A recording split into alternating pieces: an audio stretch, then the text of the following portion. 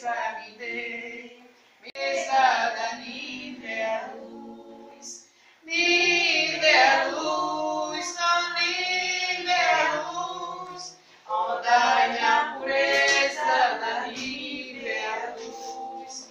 Jesus, nesse instante espero a mão, que há de criar-me um bom coração. Todos com Bíblia?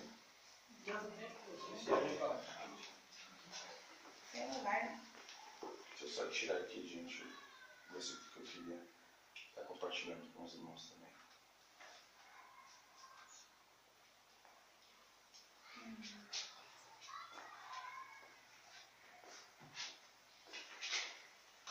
Vai ficar gravando? Culto Betel, 5 de setembro de 2022. Pregador Franklin. Você só achou que tem vergonha, né? Foi no Facebook. Aonde o senhor achou? Já está na rede social. Gente, Lucas capítulo 8.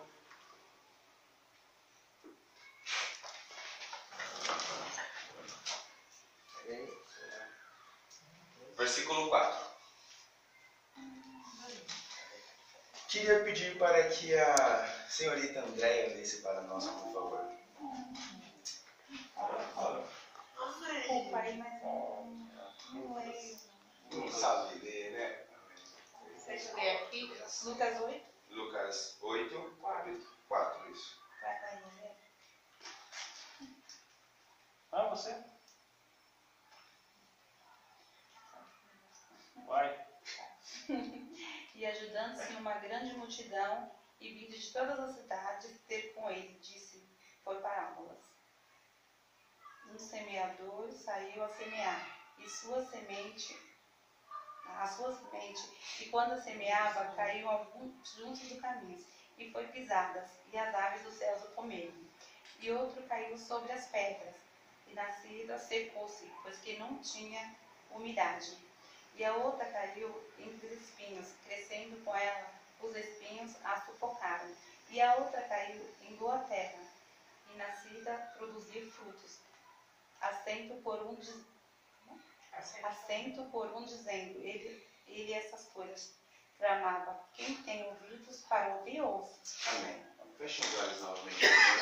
Pai Altíssimo, nós declaramos que neste lugar somente o Senhor é Deus. Pai, nós somos humanos e somos falhos, mas a Tua palavra, meu Pai, hoje, ela vem a nós. E nós pedimos a Ti humildemente para que venha, meu Pai, falar com cada um de nós. Pai, nos livra agora, Senhor Jesus, de uma falsa interpretação, de qualquer heresia. Em nome de Jesus, nós pedimos a Ti agora, meu Pai, toda a Tua sabedoria. Amém. Irmãos, por que eu trouxe essa palavra, né? Existe uma coisa muito simples e que ela transforma a vida das pessoas. Todo mundo sabe que Jesus morreu na cruz, certo? Para que Jesus morreu na cruz? Para quê? Salvar a minha, A gente pode falar, não morre não. salvar a minha, você. Para salvar a minha, você? Do quê? Pecados. E da morte. Exatamente. Jesus ele faz isso, exato. E alguém que duvida da existência de Jesus? Ah, tá. Eu só queria deixar esse ponto bem claro, que até a história, até a ciência, todos concordam com a existência dele. Fatos não negam isso, certo? O porquê que é difícil muitas das pessoas servirem a Jesus? Por que vocês acham que é difícil vocês servirem a Jesus? Porque o mundo é mais atraente, aí as pessoas, né, Sim. preferem ficar no mundo. Também. Mas e se eu fosse bem duro agora e falasse para vocês que a vida de vocês depende das decisões que vocês tomam? Porque é assim que Deus trata a gente. Ele tomou uma decisão difícil quando ele enviou o seu filho para morrer. E às vezes a gente fala isso e a gente não entende o peso disso. Mas é você parar para entender que um Deus santo, perfeito e puro, ele enviou o seu filho, que era santo, perfeito e puro, para morrer. Falando pra gente de uma forma mais simples. Então é simplesmente uma historinha simplificando tudo aquilo que muitas vezes a gente pode achar que é absurdamente difícil, sabe? E eu vou só ler o que a irmã leu aqui. Eu vou classificar em 4 tipos de terras. Primeiro, um semeador saiu a semear. Ao semear, uma parte caiu à beira do caminho, foi pisada e as aves dos céus a comeram. Outra parte caiu sobre pedras, e tendo crescido, secou por falta de umidade. Outra caiu no meio de espinhos, e os espinhos, ao crescerem com ela, a sufocaram. Outra, enfim, caiu em boa terra, cresceu e produziu a 100 por 1, dizendo: Isto Jesus clamou. Quem tem ouvidos para ouvir, ouça. Eu só queria frisar nessa parte. Quem tem ouvidos para ouvir, ouça, gente. Quem tem ouvidos para ouvir, ouça. Porque, primeiro ponto, a palavra de Deus ela é pregada. Você escuta dizer que Jesus morreu por você, que Ele te ama, que Ele está do seu lado, que Ele é seu melhor amigo. Todo mundo sabe disso. Até quem não é crente sabe que Jesus está em todo presente, está presente em todo lugar. O que não acontece é porque, às vezes, a palavra ela é semeada em um tipo de terra que ela não vai frutificar. Porque é a mesma coisa que Jesus vir e te entregar o maior banquete. Você vai provar daquilo e depois você vai esquecer daquilo. E esse é o tipo de terra que às vezes é lançado sobre vocês coisas boas, mas vocês não deixam aquilo crescer para vocês, tanto faz. E existe um segundo tipo de terra, que fala que ela caiu sobre pedras, e tendo crescido, secou por falta de umidade. Esse eu vejo muitas vezes a pessoa, ou o cristão que ele está, falar, eu sou crente, eu sou servo de Deus e tudo mais, mas qualquer coisa, o tempo passa, ou a moda passa, ou você está na igreja, o louvor não é o que você quer, ou o irmão falou alguma coisa que te feriu, ou você falou que o pastor fez algo de errado, qualquer coisa que aconteça para você, aquilo já não faz mais sentido. Então, eu queria trazer só esse alerta para vocês. Não se prendam no Evangelho por pessoas. Se prendam no Evangelho pela palavra, pela Bíblia.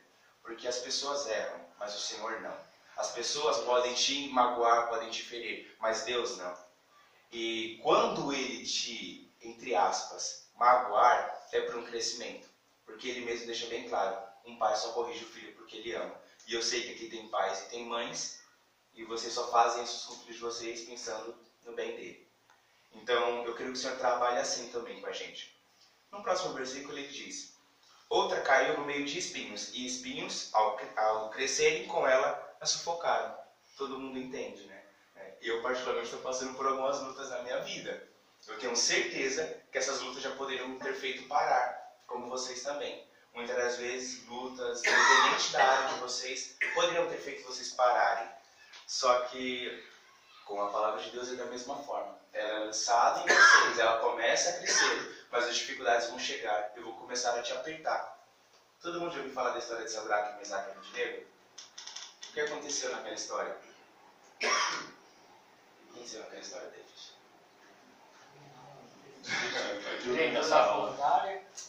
Foram 3 jovens lançados dentro de uma fornalha. Eu só estou fazendo isso, se eu me estender, vocês me cortam, por favor.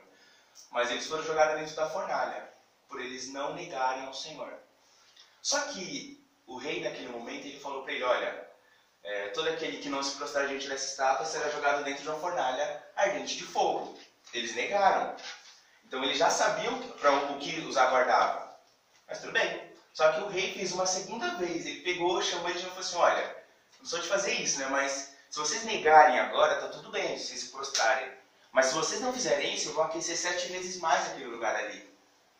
Eles já sabiam que a primeira decisão dele, o destino dele já ia ser lá. Ele falou: não. O Deus que eu sirvo, o único que eu sirvo, se Ele quiser, Ele me livra. Se Ele não quiser, tudo bem, eu vou continuar sendo fiel a Ele. E esse é o ponto. A gente quer crescer, a gente quer viver no Evangelho, ou uma vida cristã, uma vida em santidade com Deus, sem ter que passar por esses momentos. Porque aqueles jovens, eram jovens, a Bíblia fala, que eles não se importavam. Eles não se importavam em viver ou morrer. Porque eles sabiam que o Senhor estaria com eles, independente dele não ser salvo ou não.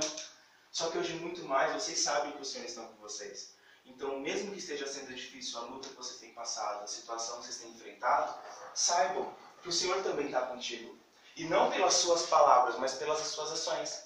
Porque aqueles homens falaram aquilo, mas eles entraram na fornalha. A diferença é que o coração deles estava tão firmado em Deus, que os espinhos ou que a chama, é muito engraçado isso, eu só queria com esse pontinho. A Bíblia não fala que o fogo se apagou. A Bíblia não fala que o fogo deixou de ser fogo. Mas sabe o que a Bíblia fala? Que o fogo perdeu o seu poder.